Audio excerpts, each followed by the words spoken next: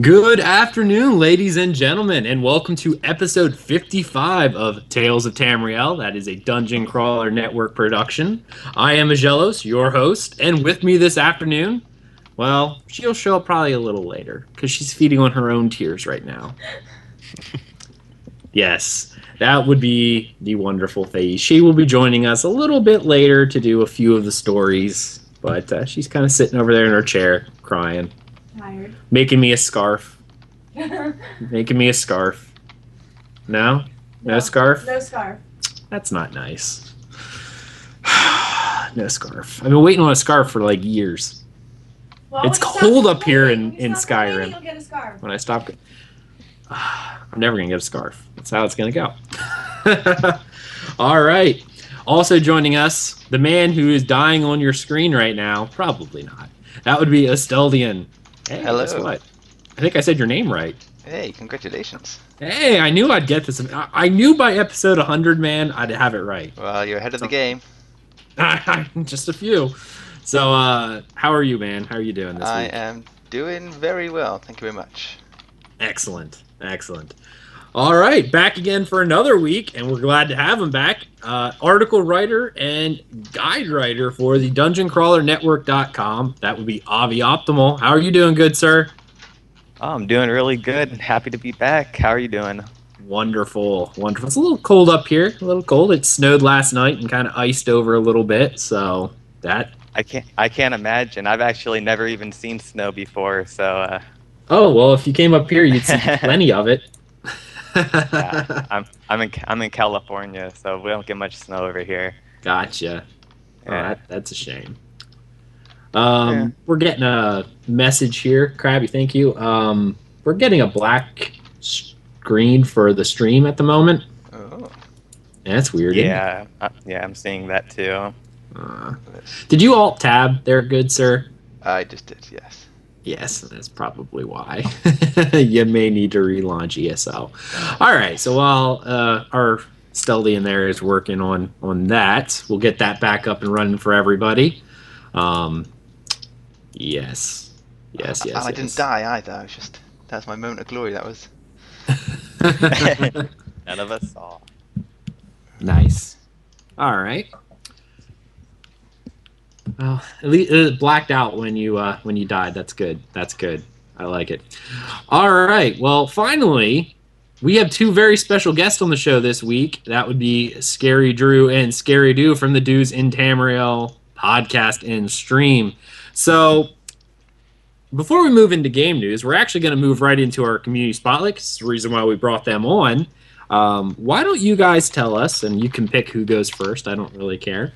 You guys can fight it out amongst yourselves.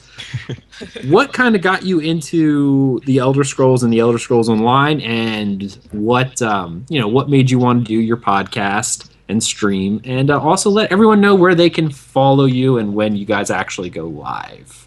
Well, I got into the Elder Scrolls. I tested out Morrowind, and it was a little overwhelming, so I played that for about 10 minutes and gave up because I was very confused. I wasn't familiar with that type of game.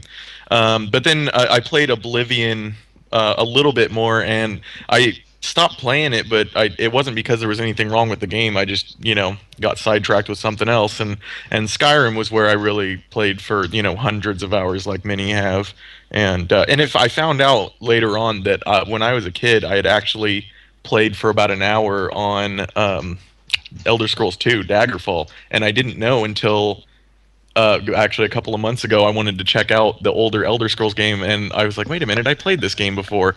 And so when I heard they were coming out with Elder Scrolls Online, because I played World of Warcraft, and I'm very familiar with the MMO scene, so when I heard they were making an Elder Scrolls MMO, I was very excited, so I jumped right into the beta, got the early access and everything. I am much newer to games, so I've tried to play games in the past, and I'm bad at things like maps and finding my way around. So I would always get pissed off and quit early. But with Elder Scrolls Online, I decided to give it a try with some help, and he got me involved. I think during the beta still, right? Yeah. Still during beta, and I enjoyed it as long as I have a little help getting around the cities and things like that. I like the game because there are so many different ways to play for people of all levels, because I'm not very good at games, but I love the storylines and the idea of it, and I've wanted to get into games, so it's been a lot of fun. There's a good community behind it, and also just the story. It's easy for someone like me to play. Yeah, and as far as how we got into streaming, it was actually shows like yours and ESORP and Elder Scrolls Off the Record. You know, I heard the you guys doing your shows, and I wanted to get into kind of streaming more than actually doing a podcast, but it just kind of organically evolved into a weekly podcast. We stream live on Tuesdays. At it's we were doing it at 9 p.m. Eastern, but we moved it back to 7 p.m. Eastern time, so you can catch us on Tuesdays. And then the episode is usually posted that night, so it's available by Wednesday morning to download. It's on it's twitch.tv/Do's and Tamriel, and then we're on Twitter at Do's and Tamriel. And then we're also on YouTube, podcast, Beyond Pod, iTunes, Stitcher, Podomatic. You can pretty much just Google or search Do's and Tamriel, and you'll find us everywhere. He thinks that's how it happened, but I've been into podcasts for a really long time, and I'm really hyper into podcasts, so I listen to a lot of them. And so I wanted a podcast, so we did a podcast. Right on, guys. That's awesome. I love hearing how people get into doing these kind of things. For anyone who's followed our story as well, I was started listening to podcasts with the release of Guild Wars 2, and I didn't do it myself, but I co-hosted and guest hosted on a couple. And then when ESO came out, I fell in love with the game because obviously I love the Elder Scrolls since Morrowind, and I love MMOs. Took the plunge, jumped into it, and it's fun. I love doing this show. It's like the highlight of my week. It's extremely fun. We get really excited to do it, and the fact that just talking to people on Twitter and stuff about it, and the support, you guys, everything, it's made it even more fun. Like, it's just a thing we like to do at home. We have a great time. We're excited to do it, and then people are responding to it and having fun and joking about it, and it's really cool. It's been a lot of fun. Excellent. All right, well, let's go ahead and let's move right on into the game news. I think first off, what we're gonna do is I'm gonna pull Thais over here. How you doing? Good. How you doing? Yeah? Yeah. I like. All right. They released another Loremaster archive, and it is on the Nature of the Reachmen. Now, just so you know, my one character, if you've seen any of our Let's Plays that have come on, I play a Breton Nightblade, and I have her dressed in the barbaric style, so I kind of roleplay it. She's a Reachman. Yeah, she's a slave, though. I caught her on my Nord. She's my slave. Wow, that's What? horrible. No, she's a Reachman. She's worthless. Wow. You're mean. They're less than human. Jeez. Yeah, that's Little Altmer. Doc was studying the That's show. Altmer? Oh, yeah. No, I agree with Altmer. All right, well, Yeah. it's... All right, well, Thais, it is... Why don't you go ahead and read the book on the Nature of Reachmen. When I wrote the story of my enslavement, at the hands of the Crowwives, a life barbaric and brutal, I didn't expect anyone would read or care.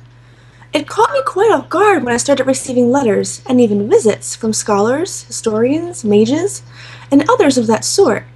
It seems that the tome I left with the Master of Incanabella at the Mages Guild in Wayrest had been requested frequently, and that several copies were created. Apparently there is a shortage of information about the Reachmen and their practices. As you can imagine, most people they enslave aren't as resourceful or lucky as I was, and the clans aren't exactly keen on letting outsiders visit for a sip of tea and a little chat about their wicked magics or Daedra worship. While I'm happy to preserve knowledge and the like, I have to admit that I'm getting a little tired of all the intrusions, so let me clear the air on some of the silly speculations I've heard, as if my first book wasn't clear enough. If you want to know about Reachmen, know that they most certainly are not a misunderstood and secretly noble people. They don't even want to be left alone. They want to attack, enslave, and conquer. Has everyone already forgotten the slaughter committed by Durakark as he cut his way through High Rock, murdering and defiling as he went? Sometimes the history books do not lie, and I can assure you they don't exaggerate the cruelty of the Reachmen. Many mages I've spoken to ask me about the magic of the Reachmen. I can't say I know much about it, but I can say with authority that it is not the most benign form of nature magic, suggested by a few of these individuals. I tried to avoid the tribe shamans as much as possible. They were constantly covered in spiders and other filthy creatures, muttering to themselves as they squatted over foul alchemical brews. And it's an obvious fact that the grave singers are necromancers. I don't know how typical the Crow Wives were of Reachmen clans. I do know that they were deeply involved in Daedra worship of the foulest kind. I was forced to witness horrible rituals, from live burnings and literal blood baths to raucous dismemberments, all in the presence of that horrible, ever-oozing altar. I'll never be able to forget the writhing masses of centipedes, roaches, and squirming horrors that formed a thick carpet on the ritual hut's floor when the tribe called out to Namira. The clan often ate these, still alive, right off the ground during worship. Besides the evil magic and abominable Daedric rituals, the Crow Wives engaged in plenty of run-of-the-mill barbarism. Clovedra, the Hag Raven, seemed to think pranks, especially those that ended in someone getting hurt, were hilarious and encouraged all sorts of bullying. She rewarded the clever and nasty and punished the meek. Children deemed too weak were sacrificed to Namira, in addition to regular random sacrifices. And of course, there were raids. Whether they were on other tribes or small villages, they were always brutally violent affairs, sneak attacks designed to catch the targets off guard and completely dominate them. So there, my second book, with as much as I can remember about their hard practices. Now, I'd appreciate it if you'll all let me continue with my life. So, Ray62 in chat says she likes the Reachmen. You are one sick individual, Ray. Just saying. Oh, hey, little eunuch, coming to join the podcast. We got so many Khajiit. We have 4. 4 Khajiit. Do you see little Titus decided he was going to... Oh, there she is again. Oh, she's so cute. All right. Now, there is a Q&A section, and Avi is going to be asking the questions of our quote-unquote scholar here, because you're taking the place of that. Woohoo! Woo! Whenever you're ready, good sir. All right, definitely. Question 1. Are the Reachmen their own race of men? If not their own race, the Reachmen are definitely their own breed. I did In not do blood, that. they are closest to the Bretons, but with other tribes mixed in, as they will kidnap the children of every mortal race and interbreed with them. This is, perhaps, the only way in which they are tolerant of outsiders. All right. Where do the Oh. No, go ahead. Okay, cool. Where do the Hag Ravens come from? Are they too a twisted descendant of the Aldmer? The Hag Ravens are abominations. Their eyes are flat and dead, and they live only for injury and domination. The Reach clans do not revere them so much as placate them, and they are hated, even by their hag husbands. Where do they come from? They come from our worst nightmares. Okay, bear with me on this one, you guys. Okay. A fellow Breton seeks knowledge from one who has undergone a harrowing experience and come out victorious. Your account and others mention the Reachmen wanton veneration of demented Daedra lord like Cursing and Namira, but I've also heard references to old gods, and have heard rumors that the Reachmen sometimes keep amulets or statues depicting the divines. Do you personally witness any instances of the Reach religious practice that didn't involve veteran or Daedra or human sacrifice? Or is it just a hopeless romantic and me grasping to find some humanity or nuance in the tribe of the Reach? Divines keep you, kind woman. The clan that held me, the Crow Wives, are primarily worshippers of Namira, though I sometimes heard them utter oaths naming other Daedra lords. The only active reverence I witnessed among the Reachmen was for Daedric princes. That said, the clan did possess other strange totems, ancient fetishes I couldn't identify. They were never named within my hearing, and I never asked about them. The Reachmen seem to view the Daedra, specifically the Daedric Prince, as the old gods, and therefore revere them while scorning the Aedra with the almost demonic in their eyes. These old gods are also associated with the chaotic nature magic, which I have always found interesting while studying them in my travels. They especially venerate Molag Bal, Namera, and Hersing, among others. Why are the princes so associated with nature for the Reachmen, and what about their view for the other ones, such as Periite, Nocturnal, and Vermina? I believe the Reachmen associate the princes with nature because they are tribal barbarians, and brute nature is all they know. They disdain civilization and the civilized, which I think is why they have no use for the more sophisticated princes, such as Sanguine and Clavicus Vile. Subtlety and nuance, they believe, are for the weak. Thank you both, Thais and Avi, for taking care of the Loremaster's archives on the nature of the Reachmen. By the way, I love her scene. Like, if I were to follow a Daedric prince, other than Sheogorath, because Yeah, he's Sheogorath, honestly. of course. I love Sheogorath. You would actually worship Shagor? Oh, yeah. Yeah? Oh, alright. Oh, yeah. He just fascinates me like crazy. But then again, you know. You'd go insane as at the book I read last week. Yeah, I'm fine with that. I'm fine with that. And but her scene is really a neat Daedric prince. Like, he is honestly one of the most noble Daedric princes. Like, he is. He talks about it being like, even with his hunt, he doesn't like he always gives his prey a chance to escape, or else it's not sporting. He wouldn't just send people into a massacre. He wants them to be able to get away because it's more fun for him at that point. Whereas Molag Bal would throw you in a circle saying, hey, you know, it's kind of like an episode of, or movie of Saul, say, hey, if you get out of here, you know, jump into that pile of needles or something, then you can get out, and then you get to the bottom. He's like, yeah, never mind, I lied. Deep. I know, right? Her scene rocks.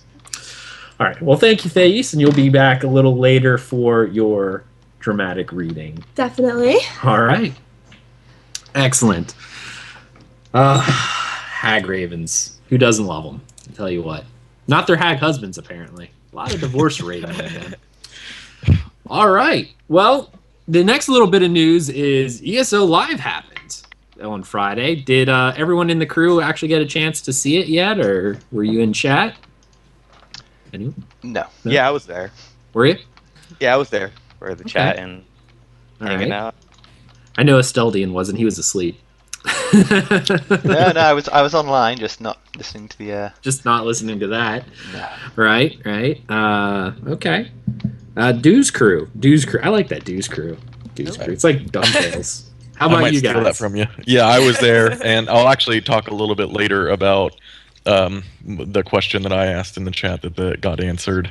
Why don't We you? had Well, strong actually, emotions. that's perfect. Why don't you tell us that now? Actually, that'd be great. Yeah, well, one of the things I've been wanting them to put into the Elder Scrolls Online is to make the main story quests, the Molag Bal quest line, replayable. Like, once you've completed it. Mm-hmm. Because I only have one VR14 character, which means I've only done that quest chain once. And I did it as they came available to me. So when I hit level 30, I did the level 30 quest, and then level 40, like a couple weeks later. So they were done in chunks over a long period of time, and I don't remember so much of the storyline. And at the same time, I don't want to spend 50 hours leveling up another alt just to play that storyline again. So I was asked, had any plans to introduce the ability to replay those quests once you finished them. And unfortunately, they said they've talked about it and they have no intention of adding that in. So I don't know why, but I would love to see that. You know, I was actually talking to Azarion earlier, which he's in chat right now as Raxiel. Yeah, Raxiel. I think I said it right. And actually, I remember hearing that question, but I didn't know it was you that answered it. And we were talking to the main storyline, including like the Mages Guild and the Fighters Guild, is some of the best writing that I've actually seen in an MMO. Like, it really is. The main storyline is fantastic. And I agree. I would actually like to be able to see that information again. There you go. Bye, Khajiit. Spray bottle. Nope. There you go. I'm gonna market this. Handy dandy spray bottle to get rid of pesky Khajiit. You got Khajiit stealing stuff from your store? Get a spray bottle. They hate it. Spray them right in the face. Pepper spray? No, we like Khajiit. They're nice. Well, I do. I think they're funny. And they're funny when you spray them. You know, their tails go up, their fur get, and they hiss at you and they run away. Right on. Okay. I'm trying to think. Not a lot was really said within ESO Live that I really took note of. So I'm kind of curious, did anyone else find anything that popped out? I'm trying to remember. I had it in my head earlier of one thing I wanted to mention, and now I lost it. So, well, it kind of leads us into our next thing, which is they did confirm that Update 6 is scheduled to hit live servers sometime this week. I think they're aiming for Tuesday or Wednesday, is what I heard as of on ESO Live last. So Update 6 will be coming to live servers. Who's excited about that? Who's excited? Ooh. Everyone. I am. Yeah. Well, no, I'm overly excited. I know a lot of people are not excited, but I'm excited. Not excited? Yeah, Really? some people are really dreading it. They hate it. Mostly magic-based people. They're not very happy with what's happening to them in 1.6. I think that's only sorcerers. No, Nightblades aren't happy either. Really? I'm happy. You know why? Because 'Cause you're- Templars, yeah. specifically two-handed sword Templars, Yeah. are like amazing. And I've so been one of happy them about since that. launch. So People I'm hate very change. happy. That's what it is. Those who are worried are scared of the change. Give it a few weeks, people have found the new rotations, new builds, and I bet there'll be plenty of magic builds still hitting crazy numbers. Okay. I know one of the big concerns is the pet build from sorcerers. Poor Magicka. Poor Magicka. It's not poor Magicka. They've had 9 months of being top. Just saying. Yeah. 9 months of being, and it's not like that they were just like, oh yeah, they're ahead of everyone else, but everyone else is comparable. No. Up until like last patch, nothing could beat the Elder Staves Online stick and dress. Okay, that's what it was. You couldn't do it. So I'm glad to see there's some changes coming up, and I'm really excited for the champion system. What are you guys? Let's go around the table here, and everyone give me kind of one thing that you're excited about. Asteldian, good sir, why will you go first? What's the one thing you're most excited for with Update 6? Oh, that's a good question. For me, it's just the fun of being able to play around with builds again. I love messing around and trying out weird and wonderful combinations, and the champ points will help in that. Excellent. And let's go with Avi. Avi, how about you? I'm mostly excited just to see everything. I haven't got to go into the PTS at all, so it's all going to be a brand new experience. I'm excited for the champion system, and I'm excited to look at the crown store, even though it's going to be locked right when 1.6 comes out, right? Yeah, it doesn't. Sadly. It doesn't come out till Tamriel Unlimited comes out, which is what, the Yeah. 16th or 17th? Well, I'm still excited to. I'm mostly excited for that crown store. I can't wait. You just want the Guar. I just want the Guar so bad, and all those armors, Okay. all the costumes. I just want shoes that aren't toeless. Shoes aren't toeless. Yeah, finally. Garbrick in chat says he's most excited for fishing. He wants to finally be able to use his fish for something other than, vendor trashing them. Nice. I like that. Chat room. Obviously, Garbrick is leading off the pack. If you have something, tell us what your favorite thing is about Update 6. Scarydoo. Ladies first. Justice system. Justice I know it's- system? Yeah. All right. Someone's going to get their sticky fingers on. I like it. I like it. Thais, what about you? Shout it across the room. Justice system. Justice system? What is it with the women on this podcast? You guys are kleptomaniacs. We've got 20 sticky fingers all ready to go.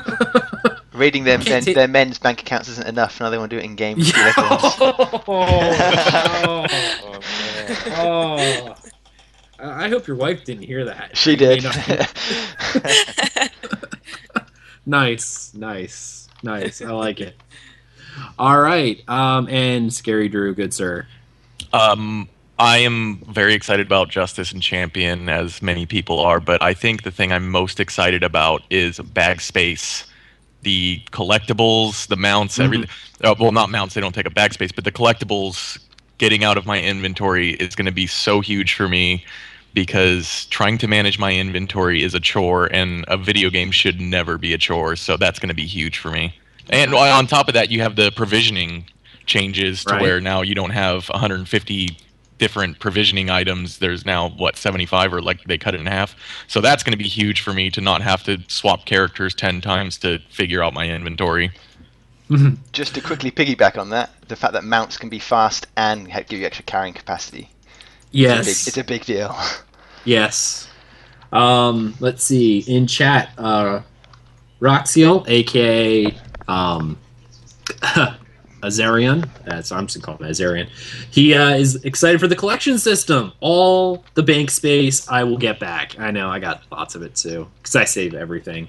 Angwar, he wants to steal from all of Nirn, obviously. That's nice. All right. And Arcaneer is interested in the justice system. I'll be able to go to an Altmer city and go on a killing spree. Good sir, you will have my tip of the hat to you. And Ray, following with the feminine trend here of wanting to be a sneaky little thief. I tell you what, it's crazy. You know, they stereotype for a reason, because as of right now, we got like 100% possibility of every female just wants to steal.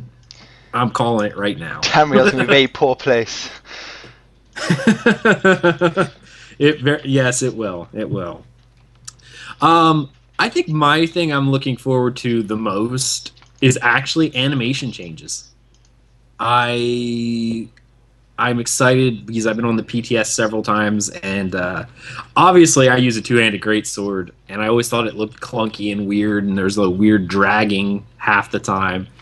I love the new animations, albeit they also talked about on ESO Live, it's another thing I remember, that they do have some animation changes coming, which I'm kind of upset about, especially the two-handed weapons, that they're just going to push out to live, and it won't actually be part of the PTS, so I really like the animations that they had before. I hope they don't change them too much. I didn't like the two-handed animations. Really? Oh, I did. They look better, but I found it clunky as hell. Trying to weave your wrecking blow with an attack suddenly felt unnatural. Well, I think that's the point, is they're trying to eliminate weaving, and they want it to feel more realistic rather than I thought being they able supposed to to do smooth things it like out weaving. so that it actually sort of made sense, because I thought they didn't decide they couldn't get rid of the weaving, so it's supposed to almost be a smooth, so it looked natural. Your light attack immediately became the wrecking blow, and vice versa. It sort of moved in one motion by speeding it up. I could be wrong. I just thought that's how they were doing it, but right. I mean, they do look better. Don't get me wrong. It's yeah. Just, like bow, for example, is awful. It's. I really only play with the two-handed sword because it's the only thing I care about. Yeah. Why, hello, Pinello. You're not on the show. No, you're not. Cats. Khajiit always trying to... Yeah, she's a female, so she's a thief, just like the rest of you guys. That's right. And she probably does. You should see her with catnip. It's crazy. It's like her skooma. Well, I'm interested in that. So obviously, and here's another thing that I was thinking of, and this one I was speaking to Azarion earlier, because I got to spend a lot of time with him this week, so that was fun. But we were talking about an idea of costumes for ESO. They only have one costume slot, but who here would like this? This is something that we were talking about. Right now, they don't have like a wardrobe system like Rift does, or Warcraft with their transmutation, or Guild Wars 2 with their transmutation. That's done on item random. They only have one costume slot. What would you guys think about them releasing an item in the gem store, not gem store, crown store? I don't know how much I don't care. 100 gems, 200 gems, I don't care. They can come up with the price. That essentially what it would do is you would buy the item. It would sit in your bag. You put on the armor that you want, you dye it the way you want it, and then you use the item, and the item becomes a costume based on the armor and color scheme that you set up on the armor you're currently wearing. Would you guys be interested if they were to release something like that? Definitely. Definitely? Yeah. I'm a vain man, so if you want to put things in a cash store or whatever to trick me into spending some money, make myself look good, is probably going to be the way to do it. Chat room, how about you? Let me know. Like, we were talking about this, and like the costumes that they only have one slot, so you put it on and it's the whole outfit. I like some of the Imperial armor, except for the the boots and the gloves, because they make you look like you got bird legs. I mean, I got bird legs in real life, so but they really make your legs look really tiny, your feet and your arms. So I always like doing a weird combination of Imperial heavy and then like Nord heavy as well, kind of mix it in there. And I like the idea of being able to make the armor that I want, dye it the way I want, and then use the item and it becomes a costume based on the armor that I had on. Then I could put that on. I mean, they obviously don't care, you know, like some people complain like, oh, well, now I won't know if the people actually have heavy armor on or light. Well, you won't know anyway if someone puts on a wedding dress. So that obviously isn't going to matter. So, you know, I don't see why not. I think that's an awesome idea, and Zenimax, you should obviously do that, because I can tell you right now, I would buy those in your Crown store. Like, I would throw my credit card at the screen. Like, take it. Well, I think that would also open up for, like, in Cyrodiil, there's some guilds that like to go in groups, like the skeleton group, where everybody's running around as a skeleton, and that way it would give them more customization to, like, set up their own guild costume based on whatever style they wanted for each part, and then they could all wear the same thing, you know, without having it necessarily be a skeleton costume or something like that. Sure. There's a guild that was on here earlier, so guys, I expect a 5-star iTunes review for this. The Redorian Guard, I think it is. They're like a Dunmari roleplay guild, and it's all military based on Dunmer military. So I could see them wearing, like, we want all of our people to wear a Dunmer military costume, and they could, you know, say, okay, these are the dye colors you use, and this is your costume. You know, and then you make the costume, and there you go. And then for the people who are, you know, like, well, yeah, I'm a tank, I need my heavy armor, or I'm a caster and I want my light armor, but I would rather look like this, that would be great. So I don't know. Zenimax, feel free to steal the idea, and then you can steal all my money, because I will buy lots of them, because I obviously need lots of different outfits. And I think that would be a big seller. Because every time you wanted to do a dye job, you'd have to buy another one. I'm fine with that. I'd buy it. I'm cool. All right. Now, where was I in my chat here? Okay. All right. Well, before we move on to our next section, I need to say this episode of Tales of Tamriel is brought to you in part by awesome fans just like you guys, and specifically our two newest Patreon supporters, Stephanie and Azaron. Thank you guys so much for supporting us. You guys rock. If you're currently not supporting the Dungeon Crawler Network and you wish to help us out, you know, maybe please consider donating or becoming a patron of ours on our Patreon page. You can find links to both of these at the bottom of our website, dungeoncrawlernetwork.com. If you're unable to support us financially, which is okay, but still want to help us out, maybe tell a friend about us. That helps us out a whole lot. And we love getting new people on here. So there you go. Everyone can help out. All right, time to move into our discussion topic. And this week is a pretty simple question, but I wanted to pose it to everyone here that's on the cast. What is it, all right, two questions, two-part question. What do you, big capital there, most want ZOS to introduce into the Elder Scrolls Online in 2015?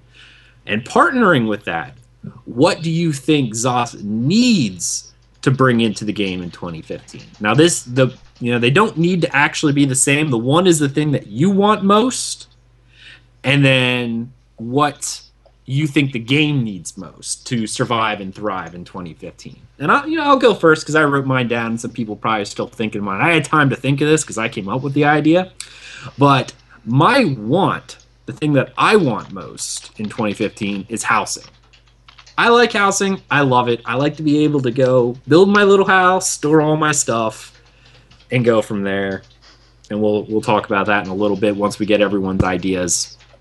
But what I think they need in 2015 is the standardization of Cyrodiil buffs, specifically not to affect competitive PvE content. Either have the buffs disappear when you go into veteran dungeons or trials or anything timed, or to change the Cyrodiil buffs completely to something else like gold gain or something like that. or allow cross-faction PvE dungeon group in the Dungeon Finder, so that you get AD groups, DC groups, EP groups, all in the Dungeon Finder. Maybe not questing, but through the Dungeon Finder, I think it should be cross-faction. That is my wants and what I think they need in 2015.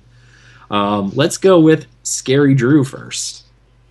Well, I had said already that I wanted the main story quest to be replayable, but that's a small thing, and they're not going to do that anyways. I think what I want the most is the adventure zones, the scaling level zones like Rothgar, and that's going to be huge for the player base to really kind of, get together a little bit more because of the scaling level aspect of it. It's going to be a huge boon for, grouping with players of different levels, so you don't have to be the same level.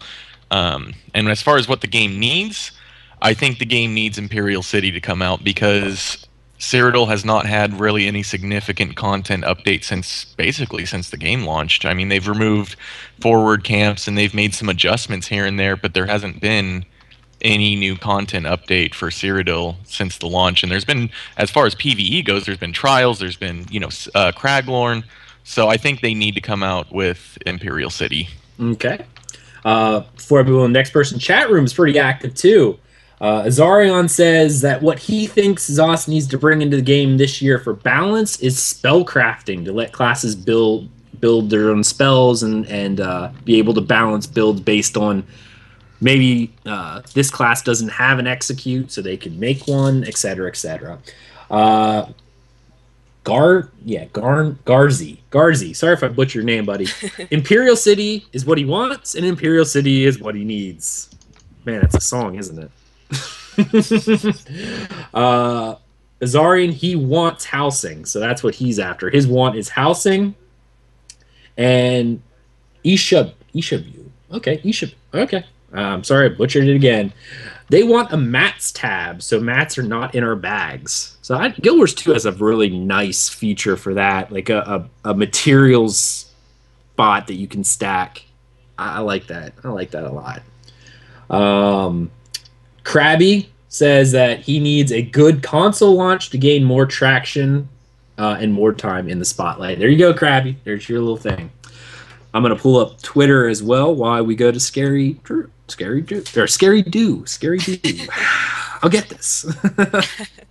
I think needs-wise, it's probably about the same as what you guys said, and I don't know as much about the game, especially the endgame stuff. So, yeah, I'll go with Cyrodiil buffs, and the housing as well is really exciting.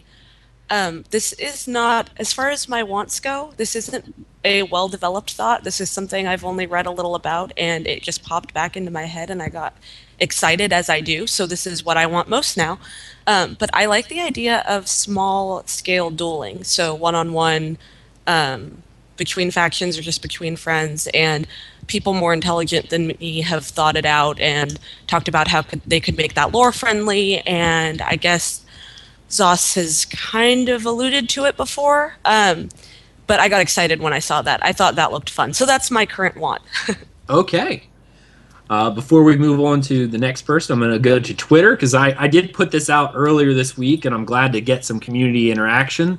Anyone who did hashtag ESO 2015, Sean Jeffries, that is Blue Note Backer on Twitter, says he is definitely into new guilds. Thieves and Dark Brotherhood and Imperial City is what he's looking forward to and thinks the game needs. Wicked Wolf, let's focus on the original vision. Okay. He also, he has multiple, so I'm going to read one of them. Is he not to lose focus on the original vision of the game and content in favor of cash shop fluff? I like it. I like it, man. Scarydrew, you said you needed a barber shop, and I need a haircut, so I'm fine with that. I need more than... I need a race change, because I started as a Bosmer because I was doing archery and dual wielding, and then I realized I could be a Khajiit, and I'm a cat person, so I wish I could change to a Khajiit. I need face changes. I need the works. Just put it in the cash shop. I'll pay for it. I've got money for it. Yeah. Just give it to me. I found the other tweet from Wicked Wolf. That is, he was looking for Imperial City, Rothgar, Dark Brotherhood, Thieves Guild. Obviously, those are important. the justice side of the PvP system. And I think Scarydrew, when they bring in justice side of PvP, I think they'll have in a lot of the mechanics for attacking your own players, and maybe we'll see some dueling in there. That'd be pretty neat. And I of hope course, so. a barber shop. All right. And I'm I trying need to to get out find of Cyrodiil because this thing is crashing the hell out of me. Asteldian, good sir, while you're doing that, why don't you tell us what you most want and need in this game? Well, I think some more PvE content is king. I know it sounds greedy to say that, given that PvPers haven't really had anything at all. Obviously, PvPers have the benefit that killing people never really gets old. So at least that's something, whereas PvE, you run out of things to do, it's always a bit of a concern. I mean, don't get me wrong, I think the Imperial City is also desperately needed. But me, myself, I both think it's needed and I want more PvE stuff. Sure. Okay. And the last of our Twitter answers, Arcaneer, good friend, he's in chat, I think. I saw him in there earlier. New PvP content. This will be a requirement when it goes buy to play. Imperial City plus a fast-paced something or another to get a lot of people to try the game. They need to attract some serious people to the game, and that might be a good way to get some PvPers in there. Our friend Obi, hey Obi, happy birthday, buddy. His birthday was yesterday, so I'm calling him out now. They have single and group content for 4+ people. So what about 2-player content? Dual content, like you and one other person possibly for zone and new zone content as well. Also, Imperial City needs to be released ASAP because PvP hasn't had any content released at all. And Krabby already said his, so there we go. All right, and finally, Avi, good sir. All right, well, when it comes to I want more character slots. I've always been really loud about that. I need more character slots. It's something I have a very big problem with since I'm what they call a altaholic. And when it comes to needs, I don't really have much needs for in-game, but I just really want them to stay true with the crown policy and not put anything buy to win inside the crown store. And that's all I really ask for. Right on. I asked Thaiso how she's sitting over there. She definitely wants her race change. That's what she wants, because she wants to be an Argonian instead of a Breton. And she really wants to see Dark Brotherhood. So there you go. One Argonian and an entire Tamriel full of Imperials, yeah? Aggelos, you made a good point about I think it was from Twitter, but the 2-man content. I'd like to see that in dungeons as well. Some group dungeons, but just for two players instead of 4, because I feel like there's quite a bit of people who have a friend that they play with, like me and Do, or like you and Thais. And rather than having to find extra people to do the dungeon, it would be nice to have just maybe not even just like 1 or 2 dungeons here or there to have 2-man content. I think that'd be a great addition. Nice. Piggybacking off of that, here's something I'm going to steal, and this is, what do you guys feel about Rift? Does this great. They called it Chronicles in Rift, where they took old raid content and they made it a 2-person experience, like the old 10 and 20 man. Like I remember doing Green Scale Blight with Thais when we were playing Rift. We didn't really raid it when it was active, but they made it a chronicle later on when they released new content, so people could get maybe 1 or 2 other people in there and experience the content. Now, obviously, the rewards wouldn't be there; they wouldn't be as good. It would just be a way for people to experience Arthurian Archive, Hellroth Citadel, and Serpent Trial without needing to find 12 other players. Obviously, they wouldn't get ranked on a leaderboard. They wouldn't get the raid rewards. But what do you guys feel about maybe getting a fairly, maybe a scaled-back version of the reward for, like, a raid content? Or maybe a special reward they come out with? Or just something so people can see the content? No? I love it. Yeah? I think that's a fantastic idea. I really enjoyed the Chronicles in Rift, so yeah, I think it's a great idea. It was very different. It was the same layout zone, but obviously the whole quest line was very different for the 2-man, so but it gave you the idea of the story and the setting. So I thought it was a brilliant idea. Okay. Anyone else? No? Okay. Yeah, no, I like the Chronicles, and yeah, I mean they could change some stuff, but obviously as the game progresses, this is look at we'll just use Rift, and well, Rift is great because they released the Chronicles because they knew people. There's some people who don't like grouping up with that many people. I don't know why they don't, but it's each their own. Whatever. They don't like doing it, but they still want. This game is. They have such good writing, and you want to like when you're doing the Craglorn stories, it all leads to these trials to see what's going on, and then to be barred by 12 people. Obviously, I like rating. I don't want them to remove it, but when the content's old, when we move to the next set of trials, who's gonna? You may be able to find a group for Hellrod and Serpent, but it's always very hard. So releasing Chronicles so people can continue the story, and maybe who join a year or two down the road, Craglorn, I bet you, will be empty in a year or two. There won't be anyone there. So what are the one or two people who are like, man, I really wish I could see how the story went in Serpent Trial, but I can't get 11 other people to go in. No one wants to do it anymore. I think Chronicles, like what Rift did, would be a wonderful thing to do for old raid content. There's something to be said, though, that as the game progresses, your character will get stronger and stronger, whereas like maximum potential for your character 2 years from now will be a lot higher than it is right now. Mm-hmm. So it may be that, in a year or two that you could two-man Craglorn because your character will easily be strong enough to do so. Right. And there is some call for that, but it doesn't. This game might not go that route, though. That happened in Warcraft with the advancement of the levels and stuff of that nature. But this game seems to feature more on the alternate advancement. Alternate advancement systems generally don't give such a huge power increase, so we may or may not see something similar to that. Who knows? Is Bree on? So that would be interesting to see. I don't know. It could happen. It could go that way, and allow people to solo old content. They may not, but I know I really enjoyed Chronicles, and that was something that was kind of neat. Let's see, Azarian in chat, he was saying, you were going back earlier, going, more character slots equals more alts just feeding with hirelings. So there you go.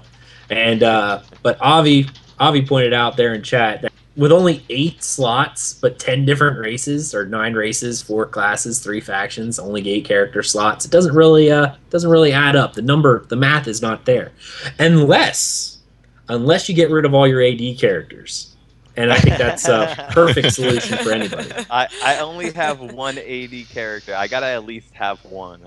I have 1 too, and it's a Khajiit, and he will probably remain level 3 until mine is a Khajiit too. Khajiit Nightblade all the way right there. Yep, that's what I got. My outdoor is level 3 as well, funny enough.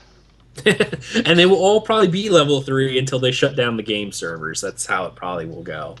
Delete all the AD. That seems to be the chat room. Delete all the AD. I love AD zones, It's just those damn Altmer. I just can't do it. Every time I see one, I go, I'm out of here. I can't stand the Altmer. Can't stand them. We were talking about this earlier. Like, we liked all the races except for the Altmer. It's like, AD would not be that bad if they just didn't have the Altmer. Because you got the Khajiit. They're funny. I mean, I love the Khajiit. They used to shake in their head, but I think the Khajiit are hilarious. Bosmer throw awesome barbecues. So, I mean, it's a party. But it's just those stuffy Altmer that are problems. Angwar for the Covenant. And, of course, Azarian is blood for the Pact. Blood for the Pact. That's right. All right, guys. Does anyone have anything else they want to talk about for the discussion topic before we move on? Anything else we want to cover? No? Okay. All right. We're going to move on to the next section, which is our Tales in Tamriel. There we go. Fun time, guys. We get to talk about what we did this week in game. And as per our custom, our guests should go first. So, Scarydrew and Scarydoo, I will get this eventually. You guys go first. Yeah, we we really haven't been playing outside of our weekly show, but this week was actually pretty fun. We're still early on in Stone Falls for the Ebonheart Pack storyline, but we did the quest chain where you have to choose to either harness. There's ghosts that are left over from the war between the Covenant and the Ebonheart Pact, I think, and the one guy wants to harness the ghost's power by trapping them in this amulet, and there's an Argonian who says no, their spirits need to be free. So we decided to free the spirits, and so you go and you conquer like the captain ghost or something like that, and we freed the spirits. And I thought it was funny because there's another quest in that area where you have to save former slave ghosts from their slave master ghosts. And so even after death, they're still being enslaved by the slave master. So you go and you kill the slave master ghosts and you release the slaves. So that was nice. And then we went to do the other quest chain, which is where there's some dark elves that have been injured by the volcanic eruption in Stone Falls, and there's an Argonian in the town that has a salve that can heal them, but none of them are willing to accept it because they are very racist against Argonians. And so we have to go and use the salve on the people, and then after the fact say, yeah, that came from an Argonian, maybe you shouldn't be so harsh to them. And the town leader, mayor, whatever he was having an issue that his daughter was missing, and he was blaming the Argonian for it. And it turned out it wasn't the Argonian. She had gone down to visit where her mother had died, and I believe that lava had surrounded her because of one of the brothers of Strife, Balreth. That earlier in the storyline, you actually release Balreth to fight off the Daggerfall Covenant, and as he's roaming through, apparently he left a trail of lava which trapped this Dark Elf's daughter, causing him to blame the Argonian, and so we kind of set everything straight there, and that was a lot of fun. And then last night we with Knight's Night. Grinding last night. Yeah, we did grinding, but it was a lot of fun. We were in Vivek's Antlers, trying to get some levels up, and we made some homemade mulled wine in a crock pot, and that was fun. So we had some. In the game. No, and so we just did some grinding with some wine and had a great time. Excellent. Homemade, huh? Really? I actually am brewing. If anyone's seen on my personal Twitter, that's Aggelos_WF, you'll see like screenshots of me, or pictures, not screenshots, of me brewing my own mead downstairs in my basement. So in about 6 months, I'm going to have a Nord party and drink lots of mead. I need to learn more about that. That sounds really good. Oh, I'm a mead addict. I'm adding to it as well because I got all the space in my basement. So like every month I'm going to go out and buy more honey and more yeast and everything and make a new batch each month, and then I'll have a new gallon of mead every month. So you could say that you have the need for mead. The need for mead, that's right. I sure do. Need for mead, title of the episode? Maybe. Oh, honey. I like it. I like it. Yeah. It was Dues on Tales, but need for mead sounds pretty good. I like that. All right. Let's go, Avi, good sir. I've seen you were on quite a bit this week. Every week. Oh. Yeah, I'm on a lot. So when it comes to this week, what did I do? I've been working mostly on my Daggerfall character. I announced on Twitter this week I officially am part of the Daggerfall Covenant. I just love it for everything. I've been Ebonheart ever since the beginning, but I love DC, so I'm going DC all the way. Wait. I made a new character. Yeah.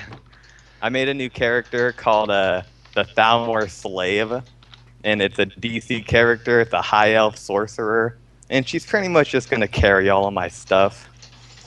And that's my little insult to AD right there. But yeah, I haven't done too much in game except level my DC tune, and yeah, that's pretty much all. I went through the quest that you and Thais talked about last week, actually, in the Alakir Desert. I just went through those 2 quests today with the dog, where you got to dig up the bones, and the other one. So right, those are fun. I like it. I love the Alakir Desert quest line. It's so a amazing. really good quest line. Like, since you're talking about it, the whole story and arc within Alakir with the necromancers, the Red Guard, and their reverence of the dead, and then the Ashaba, it just makes for a really compelling story the entire way through. It really does. I love that zone. And if you're like me and you take a lot of screenshots, the Alakir Desert is the worst place because I just take screenshots all the time. I'm never going to be able to get out of this place because I'm always turning off my UI and taking screenshots of everything I see. Nice. I am not ashamed to say that my screenshot folder is like 15 gigs in size. Same here. And that was after I changed the bitmap to JPEG, so they're tiny. They're only like 100 KB files now, and I'm still at like 15 gigs. So I have thousands of screenshots. Right. All right. Anything else for your tales this week? No, that's about all. Just enjoying the Daggerfall Covenant, enjoying all of my new characters. All right, Daggerfall. I obviously I'm blood for the pact, but I've said it many times that the Daggerfall Covenant, the overarching story, the entire way through, is one of my favorites. Like, the Ebonheart Pact is very fractured, just like the Alliance is. Yes, I scorned her a bunch. That's why she's over there. Okay. The Ebonheart Pact is very fractured story-wise because obviously the three factions are fractured. They're just an alliance of convenience mostly. But the Daggerfall Covenant has a wonderful story, and plus some very memorable characters like Gary and Gutierrez. Yep. I love EP2, so it's pretty much anything that's not AD. Anything that's not AD. I'm for. I'm with it. I love you, Pinello, but you're not on the show. Maybe next week. All right. Asteldian, good sir. Yep. Hold on. Just getting myself killed. Well, obviously. Yeah. Yes, well, actually, I played on one of my alts quite a lot and got my Dragon Knight up to the veteran levels because it was long overdue. So I ran through good old Daggerfall Covenant again, getting that all sorted. So that was a lot of fun. Saving Stibbons many a time. Oh, Stibbons. I love Stibbons. Good old Stibbons. Absolutely love him. I think he's one of the best characters in the game. I agree. Other than that, I did have another go at Dragonstar Arena on the Vets version. Got as far as the final stage, so at least improving, but still yet to have actually complete the damn place. Nice. But that was a few guildies and us went in there, so that was a lot of fun. And finally, obviously, was on the PTS just checking out the Templar builds that I want to try and use come next week. So all right. That was a lot of fun as well. Yeah, I've been looking at your different.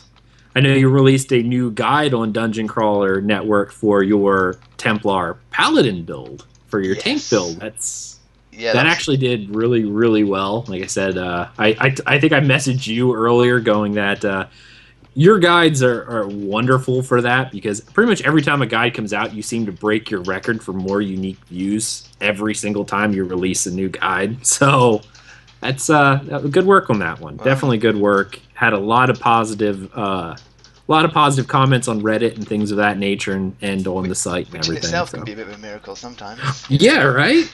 But it is a lot of fun to build. As I say, it was just me and my friend DPSing it, so just two of us going through Spindle Clutch Vet Dungeon, and I was having to try and keep him alive and stay alive myself. And it was quite a laugh. Well, if you're looking for a fun Paladin build for a Templar tank in 1.6, perhaps go over to dungeoncrawlernetwork.com, check out Asteldian's guide on what he's using for his, and maybe play with it, see if you like it.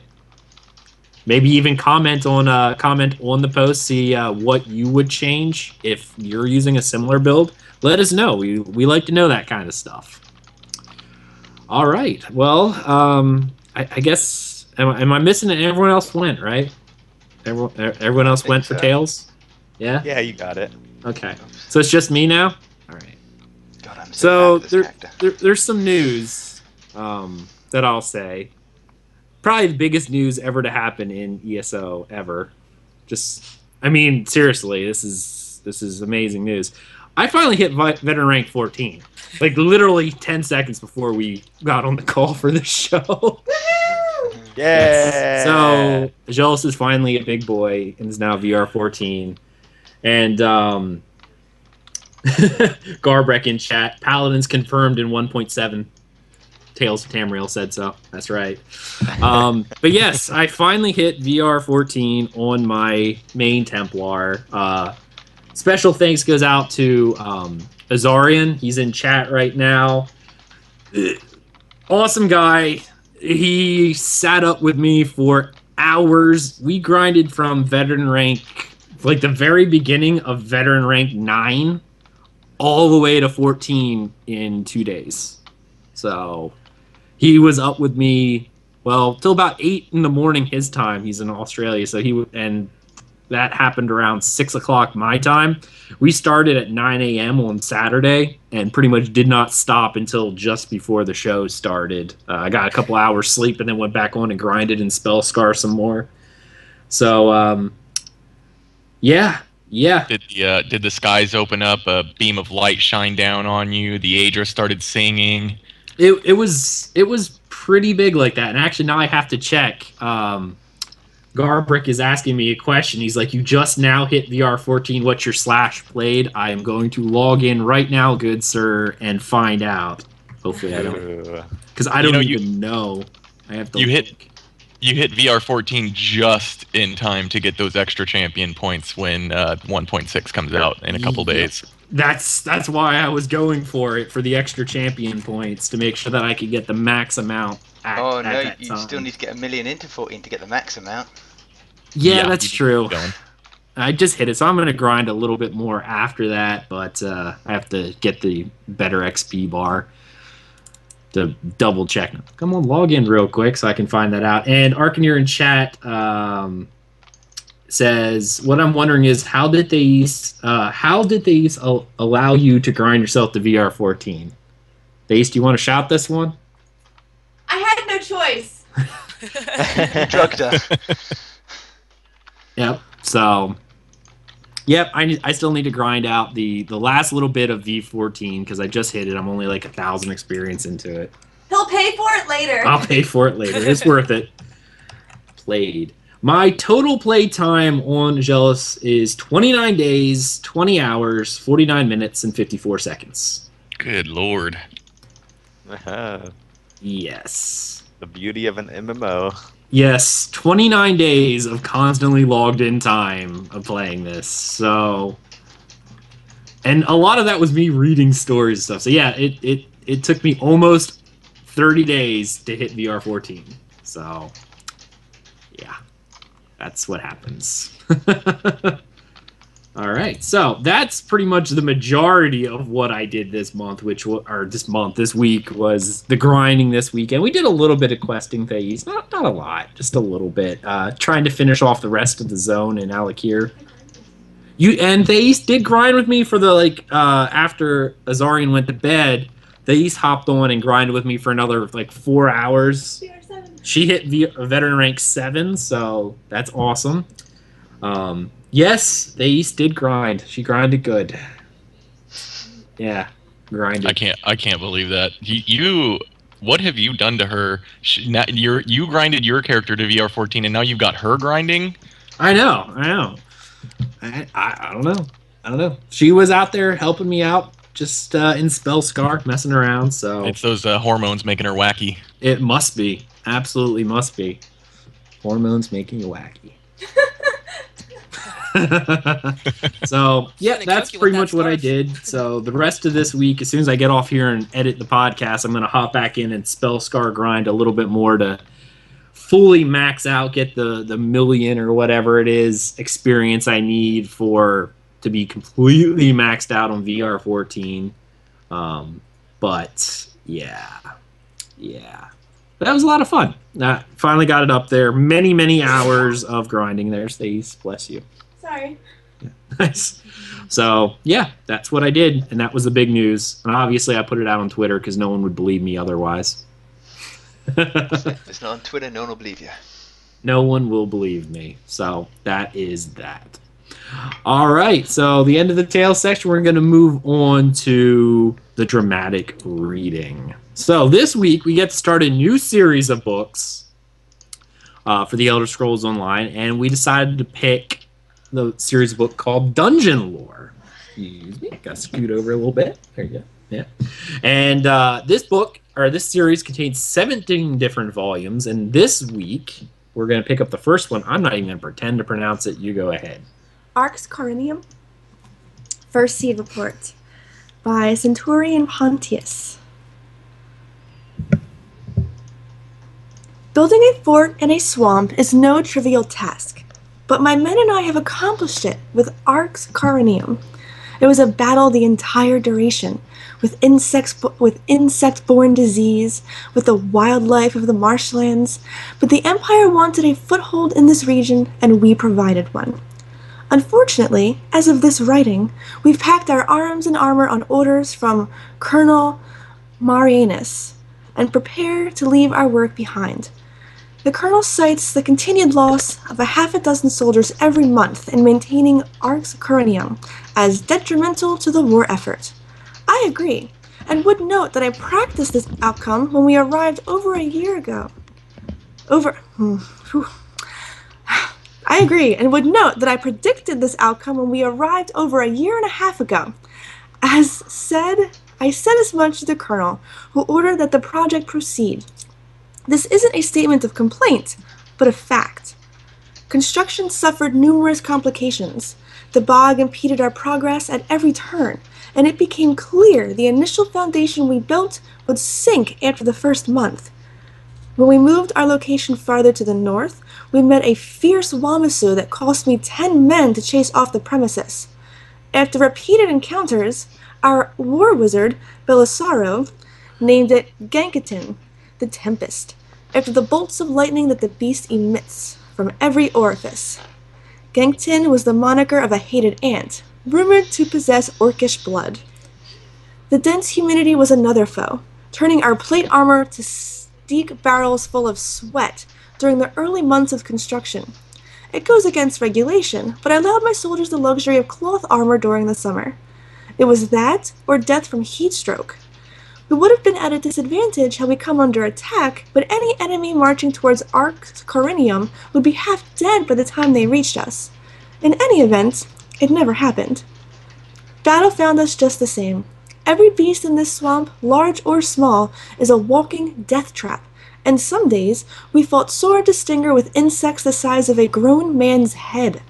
Other days, our mages contended with the likes of Ganktin the Tempest, who continued to terrorize the fort.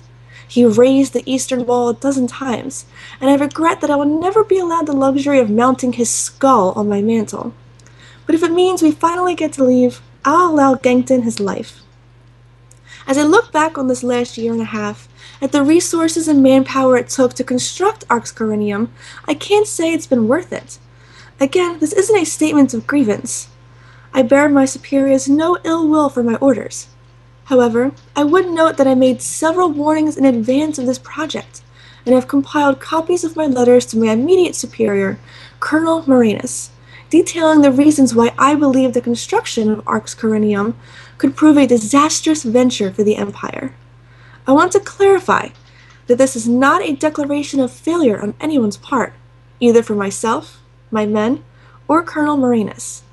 I am fully aware that the decision falls to Tribune Hilario, whom I encourage to read the letters I mentioned above.